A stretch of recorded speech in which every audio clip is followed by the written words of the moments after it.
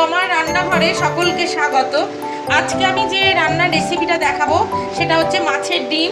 দেখুন, মাছের ডিমের বড়া কিভাবে আমি করছি আপনারা তো সবাই জানেন করতে, কিন্তু আমি কিভাবে করছি আমি সেইটাই দেখাচ্ছি। একদম সিম্পল ঘরোয়া, মানে একদম সিম্পল একটা রান্না ঘরোয়াভাবে, আর খেতে অসাধারণ এটা লাগে।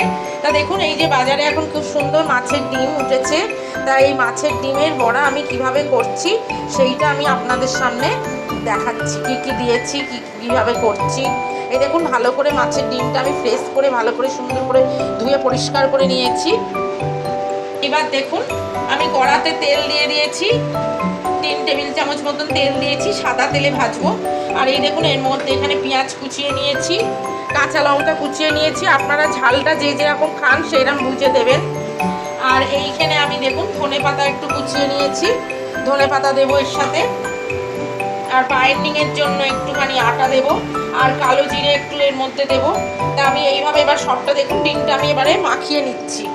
ডিমটার মধ্যে দেখুন পেঁয়াজ কুচি দিলাম, লঙ্কা কুচোটাও দিয়ে দিলাম,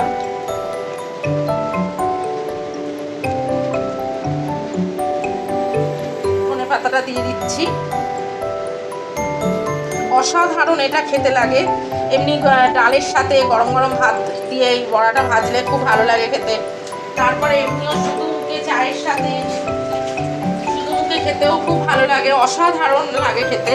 আমি ঠিক যেভাবে করছি আপনারা এইভাবে করুন, করে খান। কীরকম লাগে আমাকে কমেন্ট করে জানাবেন।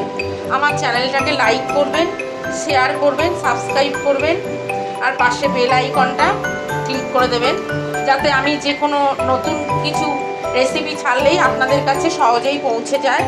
এই দেখুন, একটু কালো জিরে দিয়ে দিলাম এর মধ্যে একটু আটা দিয়েছি। এবার এই যে নুন দিচ্ছি, ব্যাস, আর কিছু এতে দিতে লাগবে না। এইবারে এইটা আমি দেখুন ভালো করে সুন্দর করে এটা চটকে চটকে মেখে নেব।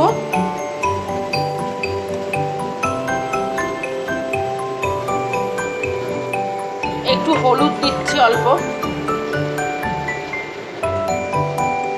একটু হলুদ দিলাম।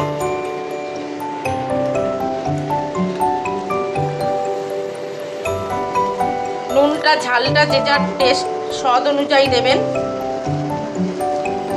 এটা ভালো করেই দেখুন ডিমটা এর সাথে ভালো করে মেখে নিয়েছি। এই যে দেখুন বন্ধুরা, এটা আমার মাখা হয়ে গেছে। এইবারে আমি দেখুন বড়াটা ভাজবো।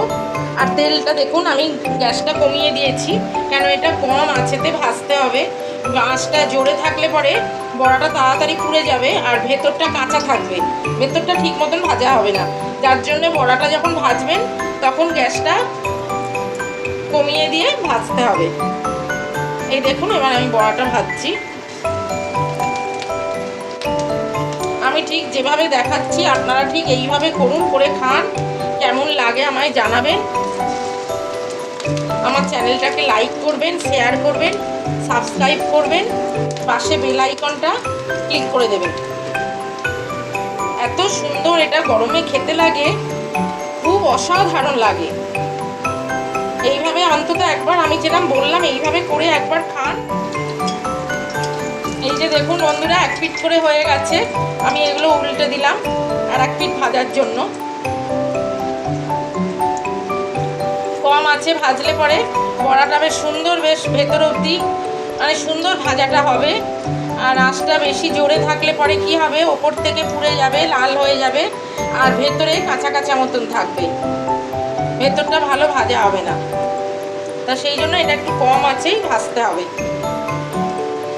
এটা কোনো বড়াটা গরম গরম কোনো চাটনির সাথে সস দিয়ে, তারপরে আপনি যদি পুদিনা পাতার চাটনি বা ধনে পাতার চাটনি এইরকম দিয়েও মাখিয়ে খান, দুর্দান্ত স্বাদ লাগবে খেতে, অসাধারণ। ঠিক এইরকমভাবে আমি যেরকম দেখালাম এইরকমভাবে করুন, করে খান। এই যে লাল লাল করে কি সুন্দর দেখুন বড়াটা আমার ভাজা হয়ে গেল। এবারে দেখুন বড়াগুলো আমি উঠিয়ে নিচ্ছি।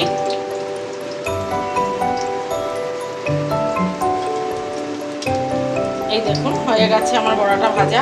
আমি যেরকমভাবে দেখালাম আপনারা ঠিক এইভাবে করুন, করে খান। কেমন লাগলো আমায় কমেন্ট করে জানাবেন।